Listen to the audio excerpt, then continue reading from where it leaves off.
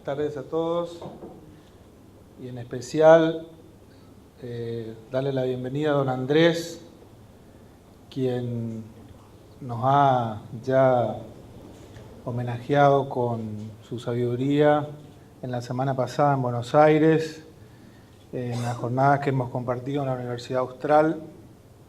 La verdad que es un honor para el Poder Judicial de Misiones, como para el Centro de Capacitación en especial, contar con la presencia de él aquí en nuestras tierras, sobre todo sobre la base del empeño que pone este Poder Judicial en el mejoramiento del servicio y en la formación de sus integrantes. Porque, como por ahí suele decir don Andrés, la sentencia no es más que una filosofía práctica que tiene detrás ese bagaje que obviamente de acuerdo a las posturas puede ir variando, pero que tiene sin dudas el fin último de conseguir el bien común de nuestras poblaciones.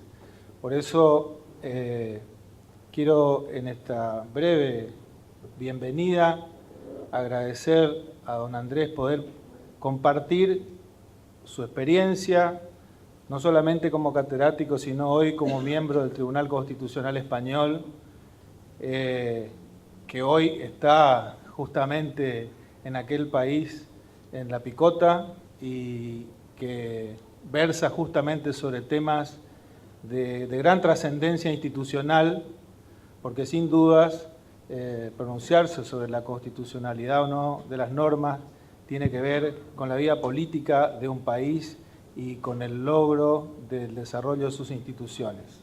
Don Andrés, la palabra es suya y muchas gracias.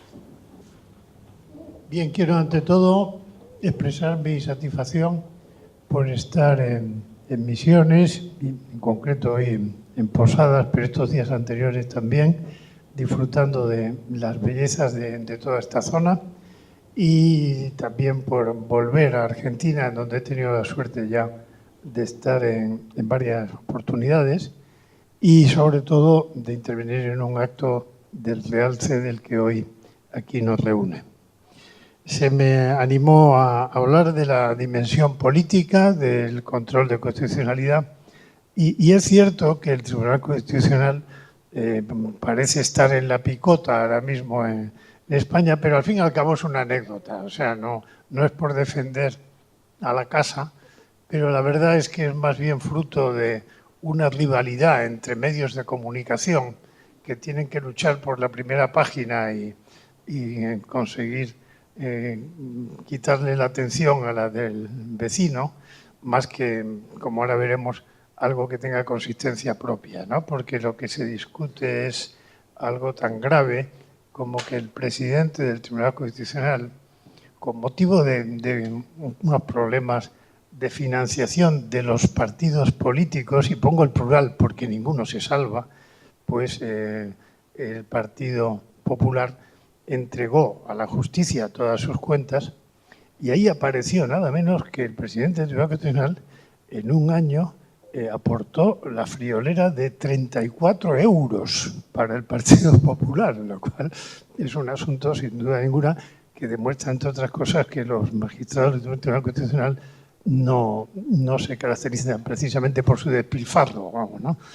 Pero el asunto era que eso demostraba que había sido militante del Partido Popular, lo cual constitucionalmente es absolutamente irrelevante. Yo he sido diputado 17 años y medio del Partido Popular y nadie me ha puesto ninguna objeción porque, según la Constitución, lo único que se prohíbe a un magistrado constitucional es desempeñar cargos directivos en partidos, sindicatos, fundaciones y asociaciones. Yo, por ejemplo, tuve que dimitir de presidente de una fundación que había creado personalmente una vez que voluntariamente, hace ya 10 años, abandoné la política y con gran dolor de mi corazón he tenido que dimitir porque además la ley es tasativa. Si en 10 días no lo hacía es que no quería ser magistrado, o sea que la cosa no podía estar más clara. Pero bueno, vamos a plantearnos en qué medida el control de constitucionalidad implica una actividad política, se habla mucho de politización del Tribunal Constitucional y a la larga también nos vamos a plantear en qué medida la tarea judicial implica también una dimensión política o no, y cómo eso se puede resolver en cada caso, ¿no? Yo creo que para hablar de politización lo primero que tenemos que hacer es ponernos de acuerdo en qué entendemos por política. Y se me ocurren hasta 4 aspectos distintos, perspectivas distintas, desde las cuales se podría hablar de política y, en consecuencia, de politización o no de la tarea judicial y, en concreto, de la del control de constitucionalidad, que en el caso español, como he sabido, no forma parte del Poder Judicial. El Tribunal Constitucional está, diríamos, controlando a los 3 poderes, al Gobierno en sus actos, en la medida en que afecten a la Constitución, al Poder Legislativo, al que le anula leyes sin convertirse por eso en parte de las Cortes Generales, y al Poder Judicial, del que anula también sentencias, incluso del Tribunal Supremo, sin formar parte por ello del Poder Judicial. El primer sentido de la política podría ser el más genérico, ¿no? Política tiene que ver, pues, con la preocupación por la convivencia social, por los problemas públicos, por el bien común. Bueno, desde ese punto de vista es obvio que toda actividad jurídica institucional es política. De hecho, el Poder Judicial es uno de los poderes del Estado. En el caso español, anecdóticamente, es el único poder del Estado con tal nombre en la Constitución, porque la Constitución habla del Poder Judicial, pero no habla del Poder Ejecutivo, habla del Gobierno, ni habla del Poder Legislativo, habla de las Cortes Generales. El único poder, por lo visto, es el Poder Judicial, o sea que eso es una anécdota a tener en cuenta. Lógicamente, todo lo que es intentar resolver un conflicto jurídico implica preocuparse de la convivencia social y, por tanto, de la cosa pública y del bien común. Claro, hubo un intento, el de bien conocido, ¿no?, el de Montesquieu, de ignorar esta realidad en lo relativo al Poder Judicial. Cuando él decía, como es sabido, en el espíritu de las leyes, de los 3 poderes de que hemos hablado, el de juzgar es, en cierto modo, nulo. A mi modo de ver, nada más ajeno a la realidad. O sea, el Poder Judicial no es nulo. Y no porque los jueces no quieran, sino porque no pueden. O sea, interpretar un texto y el único modo de aplicar normas es interpretar textos, implica siempre una tarea creativa. El problema está en una delicada frontera entre lo que es razón práctica, por tanto, interpretación entendida como un modo de ejercer la racionalidad práctica, y lo que es pura arbitrariedad, como lo planteaba Kelsen, por ejemplo, porque no creía en la posibilidad de una razón práctica. Por eso Montesquieu intenta aferrarse a algo que ya hoy día creo que es difícilmente sostenible, que es un positivismo. Solo es derecho, el derecho positivo, asunto con el que yo estoy de acuerdo según y cómo, pero sí estoy de acuerdo, pero según y cómo, un positivismo normativista, según el cual el derecho sería un conjunto de normas, asunto con el que no estoy de acuerdo, y legalista, según el cual esas normas positivas serían las leyes. Y lo único que habría que hacer es aplicar leyes. De hecho, la Constitución española, en el artículo 117, recogiendo esa tradición, dice: el juez independiente, inamovible, sometido únicamente al imperio de la ley. Lo que llevó inicialmente, y eso explica que exista, entre otras cosas, el Tribunal Constitucional, a que algunos jueces de la Belle Époque pues dijeran: bueno, lo nuestro es someternos al imperio de la ley.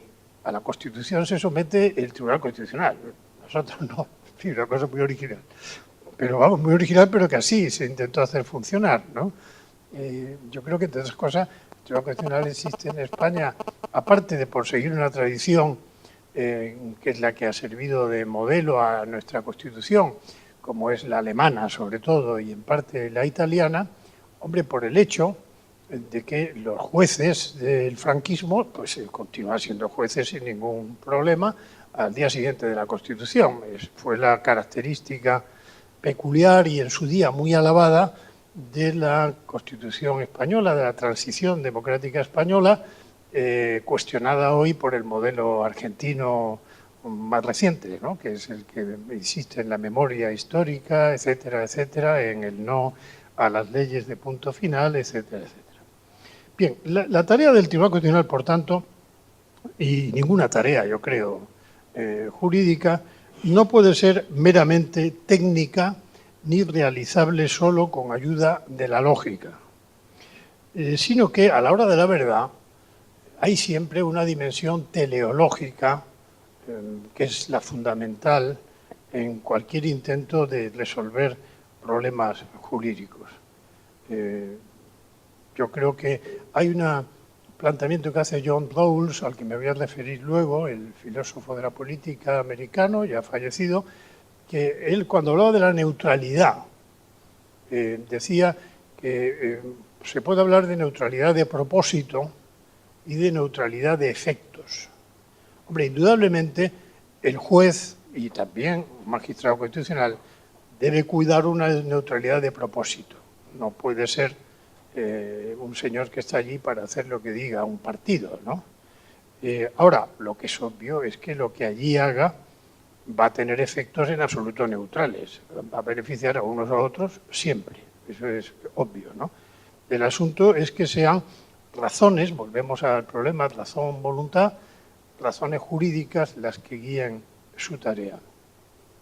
A la hora de la verdad, para que funcione, porque no es fácil el sistema, para que funcione un tribunal constitucional situado en lo que a control se refiere, por encima de los poderes del Estado y, por tanto, con una clara dimensión contramayoritaria, porque ahí hay 12 señores que obviamente para mitigar esa curiosa situación son elegidos por los poderes del Estado, no lo olvidemos, pero que se dedican a controlar a los poderes del Estado.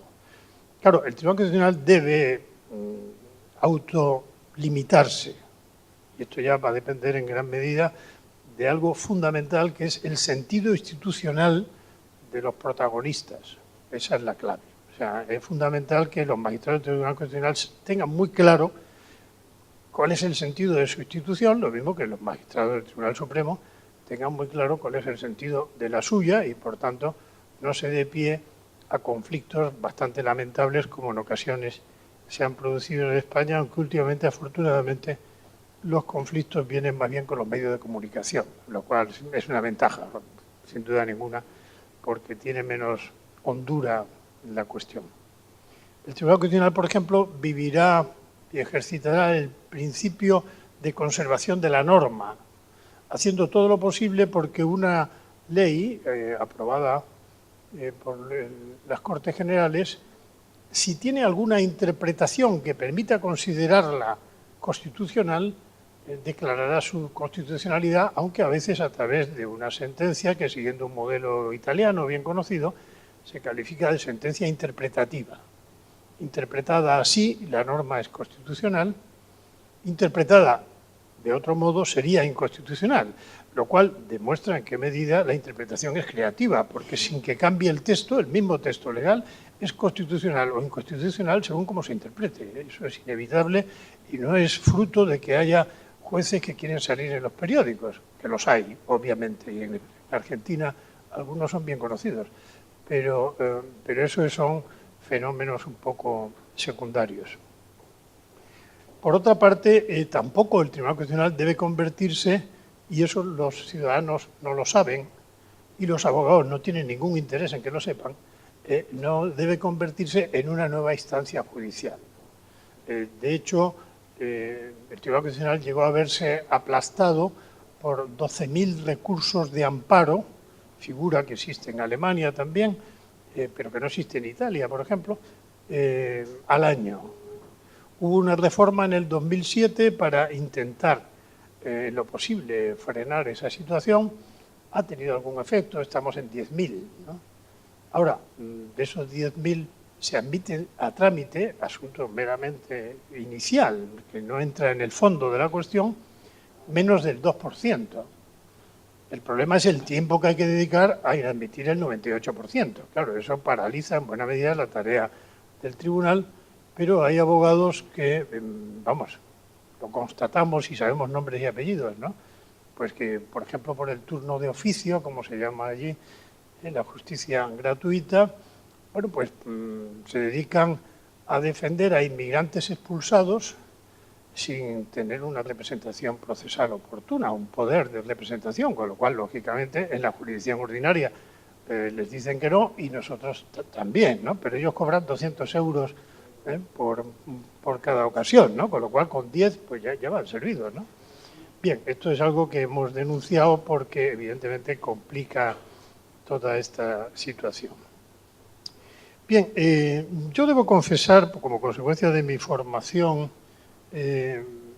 académica, en Alemania, sobre todo a comienzos del año 70, fui discípulo de Arthur Kaufmann, que era decano entonces en Múnich, con una impronta muy fuerte de la filosofía gadameriana, de la hermenéutica jurídica que deriva del planteamiento gadameriano de la relación entre verdad y método y en el fondo de la crítica a la racionalidad positivista en la que hoy día sigue insistiendo Habermas, por ejemplo, que en el fondo coincidió con él en Heidelberg en algún seminario. Y, por tanto, mi escepticismo ante la posibilidad de una metodología científica del derecho es absoluto. O sea, yo no creo que quepa una metodología que convierta el derecho en ciencia, asunto que, como desde la modernidad se entiende que solamente los científicos son personas serias, pues los juristas han estado siempre, como ocurre en el ámbito taurino, pidiendo una oportunidad, ¿no? Como lo que llamamos allá los maletillas, ¿no? Pidiendo una oportunidad. Hombre, considéreme usted a mí científico también, ¿no? Bueno, yo creo que no hace ninguna falta ser científico para ser serio, simplemente con usar la razón que se puede usar científicamente o por otras vías, por ejemplo, por la razón práctica, que no es ninguna ciencia, es prudencia, pues ya sería suficiente, ¿no? Todo ese planteamiento ha cuestionado el valor del sistema en el ordenamiento jurídico, que sin duda tiene sus aspectos positivos, pero que es una abstracción. Por tanto, sería ideológico empeñarse en que el derecho es un sistema. El derecho, afortunadamente, no es un sistema, porque eso permite hacer justicia. Si fuera un sistema, iríamos a bastantes disparates, ¿no? Ha dado bastante importancia a la tópica, o sea, a la invencio de invenir e encontrar, ¿no? El jurista tiene que encontrar la solución. Y la manera más razonable de encontrar la solución es tener en cuenta las soluciones ya encontradas.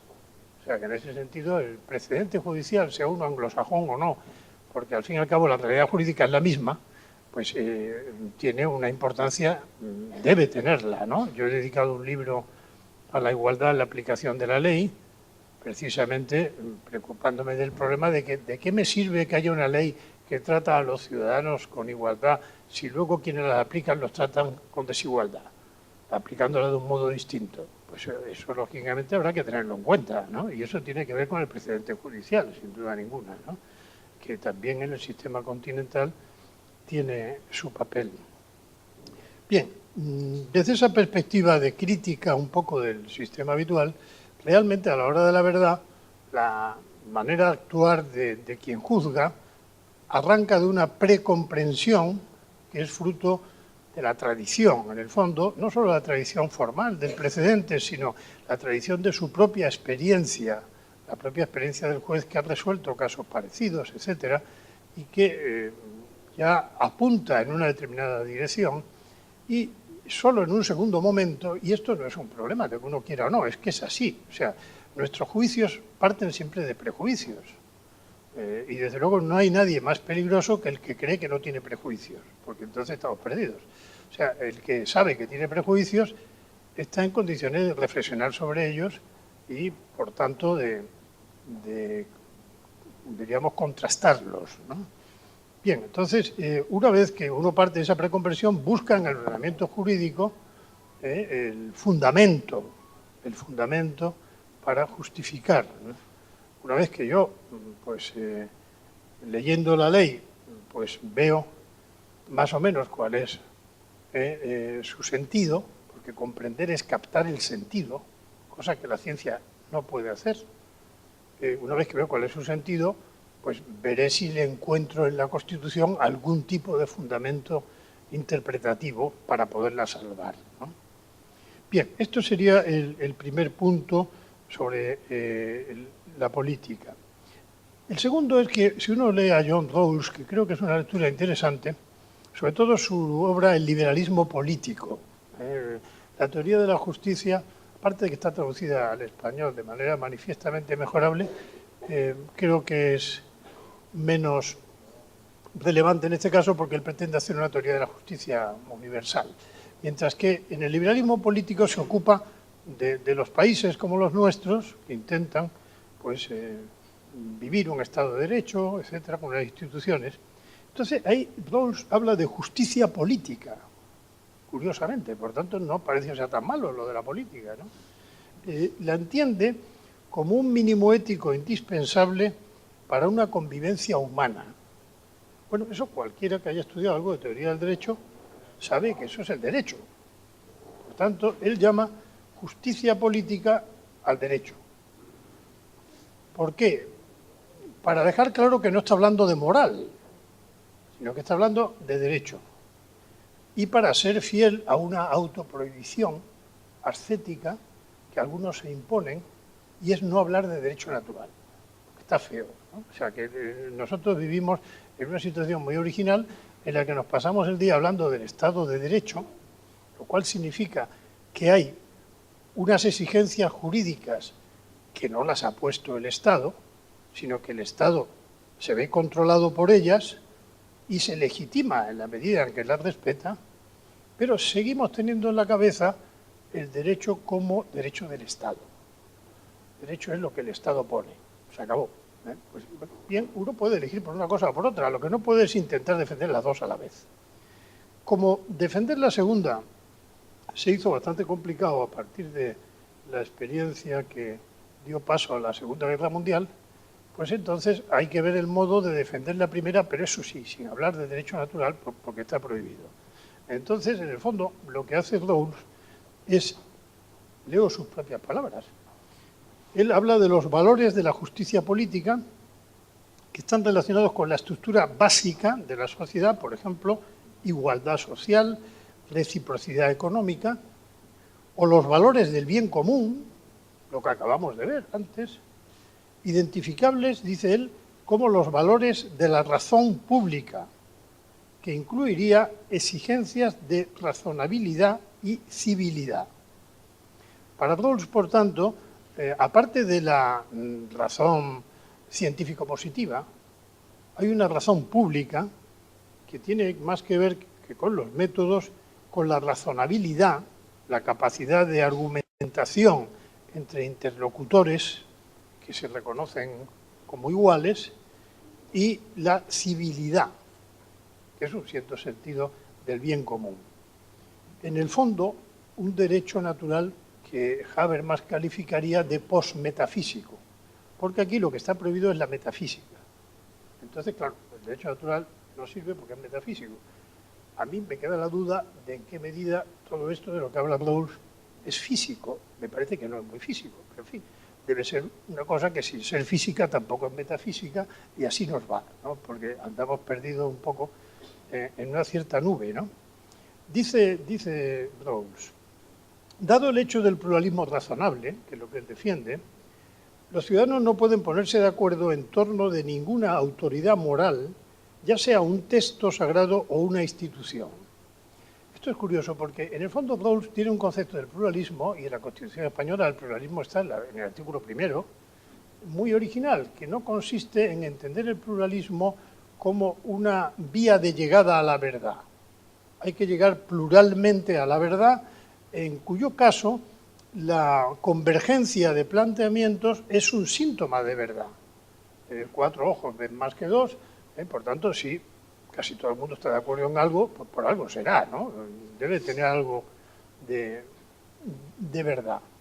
No, Rawls entiende el pluralismo como diversidad y tiene un claro rechazo a cualquier situación en la que lo que él llama una doctrina comprensiva, una Weltanschauung, dirían los alemanes, una concepción del mundo, predomine. Eso es malo, porque él está convencido de que si predomina una determinada concepción del mundo es por opresión de los poderes del Estado, no porque la gente se esté acercando a la verdad. Bueno, entonces, claro, esto es un asunto complicado, ¿no? Dado el hecho de este pluralismo razonable, no pueden llegar tampoco los ciudadanos a un acuerdo respecto del orden de los valores morales. Aprovecho para hacer el inciso, cuando habla de valores morales, está hablando de valores jurídicos, obviamente, ¿no? Pero como no se puede admitir nada jurídico que no sea derecho positivo, les llaman morales. Pero vamos, son valores jurídicos, pues si no, no nos importarían nada. O sea, a mí los malos pensamientos no me preocupan demasiado desde el punto de vista del Tribunal Constitucional, ¿no? No es mi problema. O sea, mi problema son los problemas jurídicos. No puede llegar a un acuerdo respecto al orden de los valores morales o respecto de los dictados de los que algunos consideran como la ley natural. Aquí sale el asunto de reducir. Aunque el propio Rawls, moviéndose en esa nebulosa curiosa, ¿no? Dice que una concepción de la justicia para una sociedad democrática presupone una teoría de la naturaleza humana. Más claro agua. O sea, si es de la naturaleza humana de donde surgen las exigencias jurídicas, no le llame usted derecho natural porque hay que ser bien hablado, pero bueno, estamos hablando de eso, vamos, yo no sé de qué otra cosa podemos estar hablando, pero ya se ve que ahora no se lleva, ¿no? Benedicto XVI, en su discurso ante el Bundestag, tiene una frase bastante espectacular en la que dice que en la posguerra, gracias a derecho natural, se impone la idea de la democracia como respeto a los derechos humanos y no como voluntad de la mayoría, y que ahora estamos en una situación dramática porque el derecho natural se considera una doctrina católica que solo es válida para los católicos y que casi da vergüenza hablar de ella, así lo dice, ¿no? Y me temo que sea verdad. Incluso le da particular vergüenza a los católicos, claro. Bien, entonces esta justicia política, que acaba equivaliendo a un mínimo ético racionalmente exigible y racionalmente captable, es, según Rawls, fruto de un consenso entrecruzado, en el sentido, bueno, ya dice solapado, pero solapado en español suena equívocamente, un consenso entrecruzado que, digamos, tomaría elementos de las más variadas concepciones del mundo, evitando, eso sí, siempre que una se imponga, ¿no? En ese sentido, él acepta cualquier aportación de tipo filosófico, religioso. Él no es nada laicista. Él, como Habermas, entiende que las religiones pueden y deben aportar razones al debate público y que cuando no lo hacen, empobrecen a la sociedad. Por tanto, la idea laicista, a la francesa, pero también con ramificaciones españolas bien conocidas, pues de que hemos pasado de la religión como opio del pueblo, que hay que perseguir porque es tráfico de drogas, a la religión como tabaco del pueblo, fue muy poquito y en su casa, pues yo creo que eso Rawls no lo suscribe, lo cual demuestra su inteligencia, ¿no? En el fondo, ese consenso entrecruzado es una especie de derecho natural ex post facto, ¿no? O sea, se van cogiendo los elementos que en cada concepción del mundo aparecen como mínimo ético y con eso podemos construir esa cuestión. Dice él, quienes afirman la concepción política parten todos de su propio punto de vista comprensivo, por supuesto, todos tenemos convicciones, no solo los católicos, como en mi caso, y sacan conclusiones de las razones religiosas, ¿por qué no?, filosóficas o morales que ese punto de vista proporciona. El hecho de que la gente afirme la misma concepción política fundándose en esas razones no convierte a su afirmación en religiosa, filosófica o moral. O sea, entre otras cosas, aunque no quiero extenderme demasiado por eso, pero tengo una publicación que, como todas, están disponibles entrando por www.andresollero.es, pueden encontrar para noches de insomnio, pues yo creo que casi 300 publicaciones mías colgadas, o sea que pueden atiborrarse, pero una vez que presenté uno de mis libros en el Congreso de los Diputados, Íñigo Cabero, ya fallecido, que sería luego presidente del Consejo de Estado, alabó mucho el libro, pero dijo, de todas maneras, yo aconsejo que no se lean más de 10 páginas diarias, porque si no puede ser letal, dijo. O sea, yo también aviso para evitar luego reclamaciones. Bien, por supuesto, Rawls descarta todo relativismo. Dice, sería fatal para la idea de una concepción política el que se la entendiera como escéptica o indiferente respecto a la verdad, y no digamos en conflicto con ella. Tal escepticismo o indiferencia colocaría a la filosofía política en oposición a numerosas doctrinas comprensivas, concepciones del mundo, liquidando así de partida su propósito de conseguir un consenso entrecruzado. O sea, hay algunos que, por lo visto, la verdad les produce tal tipo de alergia que pretenden que lleguemos a una democracia deliberativa que consiste en que deliberen y debaten aquellos que lo que dicen crean que no es verdad, ¿no? Lo cual es genial. O sea, para eso estaba el circo en los buenos tiempos, ¿no? Pero bueno, por lo visto ahora es eso lo que tocaría, ¿no? Se busca un suelo común, pero un suelo común así definido, sigo citándolo, no es un suelo procedimental neutral. Esto es otra historia. Ahora hay quien habla de justicia procedimental. Entonces, según eso, la Constitución sería una cosa puramente procedimental, por tanto, sin contenidos sustanciales, y la tarea judicial debería ser eso también. Eso es imposible. O sea, tenemos que hacer justicia, y hacer justicia, evidentemente, necesita un procedimiento, pero, por ejemplo, el Tribunal Constitucional Español deja bien claro que las normas procesales deben de interpretarse sin caer en lo que llama un formalismo enervante. Por tanto, están hechas al servicio de los derechos fundamentales del artículo 24 de tutela judicial efectiva, no indefensión, etcétera, y no para cumplir una norma como si fuera un asunto aritmético, ¿no? Evidentemente, los jueces no pueden traer a colación, sigo citándolo, su propia moralidad personal ni los ideales y virtudes de la moralidad en general. Todo eso tienen que tratarlo como si fuera irrelevante. Del mismo modo, tampoco pueden invocar puntos de vista propios o ajenos, religiosos o filosóficos. En el sentido de que no puede haber un argumento de autoridad. Cuando yo digo no matar, no estoy diciendo nada religioso. Yo antes se me olvidó terminar una frase que comencé. O sea, el decálogo tiene determinados preceptos que son jurídicos, no morales. No matar no es un precepto moral, es un precepto jurídico, es mínimo ético. Sin eso no vamos a ninguna parte. No robar no es moral, es un precepto jurídico, sin el cual no se va a ninguna parte. Mentir no es moral, es un precepto jurídico. El problema es que esos preceptos jurídicos fundamentales generan una obligación moral, precisamente por su carácter absolutamente imprescindible. Pero es que estamos acostumbrados a lo contrario. Aquí la gente tiene unas creencias religiosas de las que derivan unas exigencias morales, la más importante de las cuales debe el derecho imponerlas a garrotazos. Eso no es así. O sea, por tanto, estamos hablando justo de todo lo contrario. En un régimen constitucional, vuelvo a Rawls, con revisión judicial, como sería el caso del Tribunal Constitucional, la razón pública es la razón de su Tribunal Supremo. Y aquí igual, en la medida en que la Corte Suprema es la que realiza el control constitucional, es la expresión de la razón pública. Así como dentro de la Iglesia Católica se dice que la Iglesia, cosa que crea bastante problema afuera, y que la Iglesia es la intérprete auténtica de la ley natural, bueno, dejemos eso ahí, porque parece que estamos hablando de una ley sobrenatural, asunto que no acabo de entender, casi tampoco como las cuestiones físicas estas, que no son físicas, pues igualmente tendríamos aquí que el intérprete autorizado de la razón pública es la Corte Suprema, o en el caso español, el Tribunal Constitucional, y en el caso norteamericano, el Tribunal Supremo. Que Dworkin, por ejemplo, se dedica a analizar qué dice cada uno de los magistrados, por qué principios utiliza, etcétera, etcétera. Bien, lógicamente, solo si tenemos un punto de referencia jurídico previo al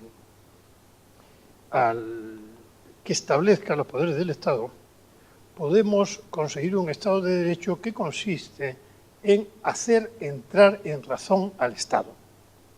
Entonces, claro, la Corte Suprema, como expresión en el caso del sistema difuso y el Tribunal Constitucional en el concentrado, lo que pretenden es establecer qué elementos racionales tiene que respetar el Estado y hacer que el Estado entre en razón y no se dedique a funcionar de una manera descontrolada. En caso contrario, la Constitución acabará diciendo lo que al legislador coyuntural le parezca. Asunto que me temo que ocurra alguna que otra vez. Entonces, pues, mal asunto, ¿no? Y, desde luego, crear un Tribunal Constitucional para eso, yo creo que se puede hacer otras cosas más interesantes, ¿no? Pero, en fin, esto es una cuestión. Tercer punto. Bueno, casi siempre se ha tendido a llamar políticos a aquellos aspectos de razonamiento judicial en donde deliberadamente se da una discrecionalidad. Entonces aquí volvemos una vez más al problema fundamental, razón o voluntad. Yo, vamos, de los libros que tengo, no solo porque es el más grueso, sino realmente porque dediqué más tiempo, creo que donde plasmo un poco más mi planteamiento es en uno que se llama ¿Tiene razón el derecho? Y el subtítulo es Entre el método científico y la voluntad política. Ahí nos movemos, ¿no? Entonces, nos encontramos con que en ocasiones el legislador, porque no se encuentra en condiciones de regular, porque la generalidad de la ley siempre va a estar en tensión con la historicidad social y, por tanto, va a ser difícil, ¿no?, una previsión exhaustiva de lo que puede ir ocurriendo. Entonces, prefiere que sea el juez el que interprete unos conceptos más o menos discrecionales. Obviamente, esto habrá que ser mucho más restrictivo en el ámbito penal, pero también principio de legalidad, pero igualmente en el ámbito administrativo. Vamos, yo ya he sido ponente de varias sentencias interesantes en el caso español sobre en qué medida cabe, por ejemplo, derivar a un reglamento las exigencias para sanciones administrativas ante supuestos de evasión fiscal, de operaciones vinculadas a grupos de empresa que contratan entre sí en el ámbito de del propio grupo, ¿no?, y que pueden favorecer el fraude fiscal. Es más, en España recuerdo que hubo una cierta polémica con motivo del uso de fondos reservados, o sea, del dinero para los servicios de información, estos servicios de información que según Obama, bueno, pues lo lógico es que espíen porque, claro, ellos tienen que informar y no van a informar leyendo el New York Times, ¿no? Pues buscan algunas otras lecturas, no siempre edificantes, pero bueno, a través de los controles estos de los correos electrónicos y de todo este lío, consecuencia de nuestra envidiable seguridad jurídica. Bien, pues entonces ahí se discutió en qué medida el uso de los fondos reservados eran actos políticos y, por tanto, ningún juez podía controlar eso. Bueno, yo recuerdo en aquella ocasión, siendo diputado, que mi planteamiento era decir, sí, de acuerdo, evidentemente, hay actos de gobierno que no son susceptibles de control jurisdiccional. Por ejemplo, la política exterior, pues indudablemente en muchos aspectos no va a ser susceptible de control constitucional ni judicial. Ahora, la clave está en que sea el juez el que diga cuándo un acto es político y, por tanto, se inhiba de controlarlo, y no el gobierno el que decida por sí ante sí que acto es político y le diga a los jueces que se olviden, ¿no? Entonces, claro, ahí hay una pequeña diferencia que conviene no olvidar. Claro, el término discrecionalidad vuelve a situarnos en el inevitable dilema razón o voluntad.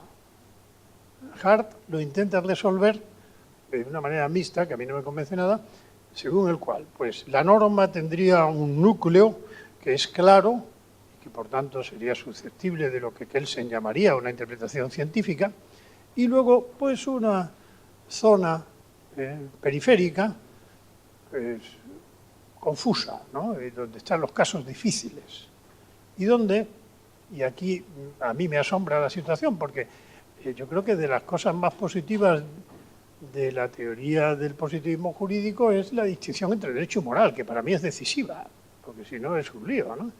Bueno, pues resulta que los positivistas, Hart, por ejemplo, al final, pues vienen a decir que en esa zona periférica el juez lo que hace es aplicar sus criterios morales. Bien es verdad que lo dicen por lo que ya hemos visto, porque se han prohibido hablar de derecho natural, porque son anglosajones y gente bien hablada, ¿no? Pero evidentemente de lo que está hablando son de exigencias jurídicas, si no, no tendría ningún sentido, vamos. ¿A qué viene un juez, como acaba de decir Rawls, a aplicar elementos de su moralidad personal? Lo que están aplicando son captación de exigencias jurídicas que derivan de la naturaleza humana, según dice el propio Rawls, y que aún no han sido positivadas, y que para eso está él, para positivarlas. O sea, así de simple, ¿no? Bien, por tanto, ahí hay que reconocer que entran en juego valoraciones jurídicas prepositivadas, y que llamarlas morales me parece una tontería y un lío. Porque claro, a la hora de la verdad, cuando los anglosajones hablan de derechos morales, yo recuerdo, cuando estudié primero de Derecho, hablar de las obligaciones morales, obligaciones naturales, eran unas obligaciones que no eran jurídicas y que quedaban más o menos, pues bueno, ahí en una zona confusa, ¿no? Las deudas del juego, hay que pagarlas o no. O sea, diríamos, lo menos jurídico que se despachaba, ¿no? Ahora resulta que los derechos morales son los más jurídicos de todos. Son los que tienen fundamento en esas exigencias prepositivadas, fruto de la naturaleza humana, que está prohibido llamarles derecho natural, pero que a la hora de la verdad, lo que hace Dworkin, por ejemplo, acabo de releer su voluminosa obra Virtud soberana, donde habla de la igualdad y donde analiza sentencias del Supremo y opiniones de los magistrados, pues ahí lo que está hablando claramente es de derecho natural tal como él lo ve. Otra cosa es que el derecho natural, como la física, cada uno la ve como la ve y no todos los autores la ven igual. Pero eso no significa que no sea algo objetivo, significa que el conocimiento es subjetivo. Yo no estoy de acuerdo con las conclusiones que saca Dworkin, pero sí estoy de acuerdo con lo que hace y creo que es lo que hay que hacer, intentar captar esas exigencias aunque el resultado sea distinto. Bien, en la tarea del Tribunal Constitucional, por ejemplo, pues esto tendría que ver con lo que dice el artículo 53 de la Constitución española, que dice que hay una serie de derechos y señala qué artículos son, que solo pueden ser desarrollados por ley. Hay una reserva de ley y esa ley debe respetar el contenido esencial del derecho, que por cierto, para calificativo metafísico no está nada mal, lo de esencial. O sea, no me suena muy físico el asunto, pero bueno, el contenido esencial del derecho es lo que debe tener en cuenta y dejar el margen de apreciación del legislador por esa tarea de autoinhibición, pues las cuestiones que no tengan que ver con el contenido esencial del derecho. Esto mismo lo hace, por ejemplo, Dworkin cuando distingue principios y políticas. Principios tienen que ver con derechos que frenan la intervención de los poderes del Estado. Políticas tienen que ver con cuestiones de oportunidad y eficacia, que para eso está el gobierno y el juez no debe meterse en ellas. O sea, el juez lo que debe hacer es defender principios, pero la política para eso está. Estaríamos en el ámbito de la discrecionalidad, del que decíamos antes. Claro, el problema es que en la medida en que hay una tradición justnaturalista por detrás, caso francés, pues se nos va a hablar del détournement de pouvoir, por tanto, de la desviación de poder dentro del ámbito discrecional de la administración pública, en la medida en que también ese ámbito no sería un ámbito sometido a la pura arbitrariedad del órgano administrativo, sino que habría unos principios que controlarían. Esto García Anterría en España, pues lo recogió en pleno franquismo y lo defendió con bastante acierto. Por tanto, frente a una especie de inevitable discrecionalidad arbitraria, que parece que es a lo que nos lleva este último positivismo inclusivo, o que apela a la moral, lo cual no tiene pies ni cabeza a mi modo de ver, está el recurso jurídico prudencial a la razón práctica. Hay que intentar captar esos principios jurídicos que, por otra parte, van quedando tópicamente decantados a través de la interpretación del precedente judicial. Las sentencias del Tribunal Constitucional Español están llenas de referencias a su propia doctrina anterior, precisamente como elemento de autoridad. O sea, y antes de dar paso a un cambio doctrinal, a un overruling, los magistrados se lo piensan mucho, o sea, y casi nunca se animan a hacerlo, y si lo hacen tienen que aclarar muy bien por qué lo hacen y en qué circunstancias. Esto exige superar el normativismo, por supuesto, y dar entrada a los principios. Asunto no siempre fácil para determinados magistrados del Tribunal Constitucional. Por ejemplo, alguien tan insigne como Díez Picazo, que fue magistrado del Tribunal Constitucional Español, y que ante el problema ya señalado de la igualdad en la aplicación de la ley, cómo nos organizamos para que la ley no solamente no trate desigualmente a los ciudadanos, sino que los que la aplican no la apliquen desigualmente, por lo menos si se trata del mismo órgano judicial, por lo menos si dentro de una sala del Tribunal Supremo entendemos por órgano judicial cada sección, porque cada vez el Tribunal Constitucional, en su afán de inhibirse, ha ido poniendo el asunto más restringido, pero llega un momento en que lo que no tiene sentido es que a una señora que tiene 7 fincas, como ocurrió, en 6 se le da una solución y en la 7ª, con circunstancias similares, se le da otra distinta, ¿no? Por el mismo órgano judicial. Bueno, pues aquí algo habrá que hacer, ¿no? Bueno, a Díez Picazo no le gustaba mucho eso y dice que la apelación a la igualdad en la aplicación de la ley le llevará a denunciar a él que el principio de igualdad y el control de constitucionalidad que conlleva corren el riesgo de convertirse en control valorativo de la justicia de las soluciones legislativas. Bueno, este riesgo es lo que le da sentido a lo que hace. Si no fuera por este riesgo, yo no sé qué hacemos ahí. A su juicio, la referencia a la naturaleza de las cosas, a la que también Alexis le tiene cierta alergia, al carácter razonable y a otros parámetros semejantes a los que se suele recurrir para delimitar la igualdad, permite una fácil inclinación hacia el justnaturalismo, asunto peligrosísimo, que debe ser cuidadosamente evitado por una jurisdicción constitucional. Yo creo que, sin creer en la existencia de exigencias jurídicas objetivas, yo no sé qué pintamos en el Tribunal Constitucional. Afortunadamente todos lo creen, aunque algunos no se atrevan a decirlo por razones ya vistas, ¿no? La clave estaría en que la igualdad es igualdad en la ley positiva, que debe ser cuidadosamente evitado por una jurisdicción, es igualdad en la ley positiva y significa que a igualdad de hechos hay igualdad de consecuencias jurídicas. Por ello, no es posible reducir cada uno de los supuestos de hecho o cada una de las normas en cuestión a un principio general del derecho no expresamente formulado por la ley para decidir la igualdad en él o con arreglo a él, porque entonces no se trata de igualdad ante la ley, sino de igualdad ante los principios, cosa que a quien esto escribe le parece perfecta en términos valorativos, pero no como aplicación del artículo 14 de la Constitución. Bueno, esto es lo que defiende Dworkin, precisamente, la igualdad ante los principios, la interpretación integral de la Constitución norteamericana, y no un planteamiento que él llama historicista, ¿no? Como vemos, nos encontramos una y otra vez con problemas muy similares, ¿no? Razón y voluntad, y cómo la política se sitúa en un sitio o en otro, y en el fondo lo de siempre, aunque ahora no esté bien visto hablar de ello, y es si existen exigencias jurídicas prepositivas. Yo soy de los que defiendo que la ley injusta es derecho. No suscribo la fórmula de Radbruch ni por asomo, me parece un disparate.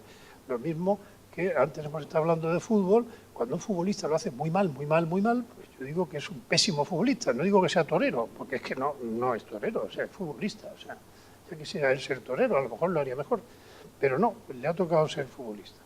Pues igual, ¿no? O sea, yo estoy de acuerdo en que solo es derecho el derecho positivo, pero lo único que me siento con tranquilidad y paciencia para que me expliquen quién positiva el derecho, cómo y cuándo. Y luego ya al final podemos hablar. Porque claro, si me dicen que quien positiva el derecho es el legislador, yo que he sido diputado 17 años me muero de risa. O sea, afortunadamente no es así. O sea, afortunadamente los jueces resuelven estropicios legislativos bastante considerables, sobre todo en las llamadas enmiendas transaccionales, que tienen un gran valor político porque demuestran consenso y afán de que todos puedan aportar algo, pero que técnicamente suelen ser un verdadero disparate, porque luego no hay manera de entender qué dice allí y es bastante complicado. Para eso están los jueces. Bueno, y por último, cuarto concepto de la política, obvio, entender por política la política partidista, por tanto, la de los partidos políticos. Entonces, ahí nos encontramos con el lío del Tribunal Constitucional. La Constitución española es bastante clara. Dice que un juez no, poder judicial, no puede afiliarse a partidos ni a sindicatos, solamente a asociaciones judiciales. La propia Constitución dice que un magistrado constitucional no puede desempeñar cargos directivos en partidos, sindicatos, fundaciones y asociaciones. Alguna diferencia ve, ¿no? ¿En qué consiste la diferencia? Pues a mí me parece bastante clara, aunque desde luego reconozco que al ciudadano este asunto no lo ve ni claro ni oscuro, y los medios de comunicación no digamos. La cuestión es muy simple, o sea, la función del control de constitucionalidad se refiere a el mínimo del mínimo ético, o sea, los elementos básicos del ordenamiento jurídico que son absolutamente imprescindibles. Los derechos fundamentales de los ciudadanos, que basta que se vulnere el derecho de un ciudadano para que ya haya que anular una norma del rango que sea, y mientras que, sin embargo, el desarrollo de las previsiones constitucionales, de acuerdo con el artículo 1 de la Constitución española, que habla del pluralismo político como valor fundamental, pues eso va a ser plural. Entonces yo no sé qué problema puede haber en que alguien que ha sido diputado del Partido Popular y alguien que ha sido diputado del Partido Socialista estén de acuerdo en ese mínimo del mínimo ético sin el cual no estaríamos en un Estado de Derecho. Mientras que, sin embargo, en el ámbito de la legalidad, pues pueden haber estado absolutamente en desacuerdo. Yo comprendo que la distinción legalidad-constitucionalidad no es tan fácil, no es impermeable. Indudablemente tenemos nuestros prejuicios y, sin duda, lo que pensamos sobre el desarrollo de la Constitución influirá en nuestra interpretación de las exigencias básicas de la Constitución. Pero vuelvo a lo que dije antes. Yo creo que lo que es muy sano en estos casos es ser consciente de cuáles son los prejuicios de uno. Precisamente para hacerlo posible, por supuesto, no se podrá garantizar de modo exhaustivo, para hacerlo posible para que no afecten a la propia imparcialidad. Yo he estado en la Junta Electoral Central, cuando abandoné la política me nombraron los grupos parlamentarios sin que yo me hubiera pasado por la cabeza semejante experiencia, que fue interesante, por cierto, y yo, entre otras cosas, de los pocos votos particulares que allí hubo, porque es un órgano en el que hay 8 magistrados del Tribunal Supremo elegidos por sorteo y 5 catedráticos elegidos por los grupos parlamentarios, pues que allí poco tienen que decir, porque 8-5 la cosa está bastante clara, ¿no? Y lógicamente los votos se acaban mezclando. Allí solo ha habido en aquellos 4 años 4 votos particulares. Solo uno de ellos fue puesto por un catedrático que discrepaba de una resolución favorable al partido que lo nombró. Y fui yo. O sea, que creo que eso se puede hacer y no pasa nada. Y hace 2 días pues he hecho un voto particular defendiendo que el alcalde de Cudillero, que es un pueblo de Asturias, donde se está armando un lío espectacular constitucional, pues sea el socialista, mientras que, sin embargo, mis compañeros entendían que no debía ser el socialista. Bien, bueno. Yo a veces he puesto el ejemplo en clase. Yo a ustedes no los voy a aprobar porque sean del PP o no sean del PP, vamos, entonces cosas que me traen sin cuidado, ¿no? O sea, es más, había un alumno de Esquerra Republicana de Cataluña al que le dije esto, le dije, bueno, usted no se preocupe, ¿no? Si usted sabe teoría del derecho, de hecho, sin necesidad de examinarse por evaluación continua, le puse un notable y luego me regaló un billete de lotería de Navidad, en catalán, por supuesto, que decía que yo jugaba 5 euros en el sorteo que tendrá lugar en el país vecino, Madrid, el día 23 de diciembre. Y me tocó. O sea, no lo cobré porque los catalanes tienen fama de que eso les sienta mal, pero sí que me tocó. Bien, obviamente el juez tiene que ser imparcial y, bueno, y la Constitución española ha resuelto el asunto marcando esa diferencia que se debe precisamente al convencimiento de que no cabe, de que cabe distinguir una cosa y otra, ¿no? Hombre, sin duda el asunto es complicado porque, como ya sabemos, luego viene el concepto de independencia objetiva, que ya no es el de independencia subjetiva, que dependerá en buena medida de la honestidad que se le presupone al juez, como al militar se le presupone el valor y luego pasa lo que pasa. Pero bueno, eso es más o menos así, sino que se trata de la apariencia de imparcialidad. Bien, en el caso de los jueces se ha entendido que no sería razonable. En España tampoco hay una elección popular de los jueces, como es sabido, que indudablemente llevaría un poco a esa vinculación a los partidos.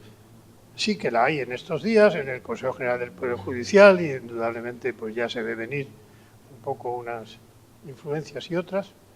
Y bueno, lo que se ha renunciado es claramente a trasladar al Tribunal Constitucional lo previsto en el artículo 127.1, de que no militen en partidos. Entre otras cosas, porque a la hora de la verdad, o sea, yo por ejemplo ahora me encuentro con un problema, tengo 2 libros prácticamente escritos, pero no sé si publicarlos o no, porque es un lío. O sea, mis colegas del mundo judicial en el Tribunal Constitucional suscriben un planteamiento que a mí me suena un poco a conventual, ¿no? O sea, el juez no debe saberse cómo se llama, debe ser una figura anónima, no debe hablar sino por sus sentencias. Yo que he estado en la universidad todo el día largando y escribiendo, en la política por si fuera poco, pues a mí me da la sensación de que si la gente sabe qué pienso, bastante mejor, porque más me controlaré, porque lo sabe todo el mundo, ¿no? Que no escondiéndolo, ¿no? Por otra parte, buscar juristas de prestigio que no hayan opinado sobre nada, pues es un asunto complicado. Claro, otra posibilidad es tener un tribunal constitucional formado por matemáticos, biólogos y veterinarios. Entonces, bueno, pues puede que sí, ¿no? Pero yo no sé si ganaríamos mucho.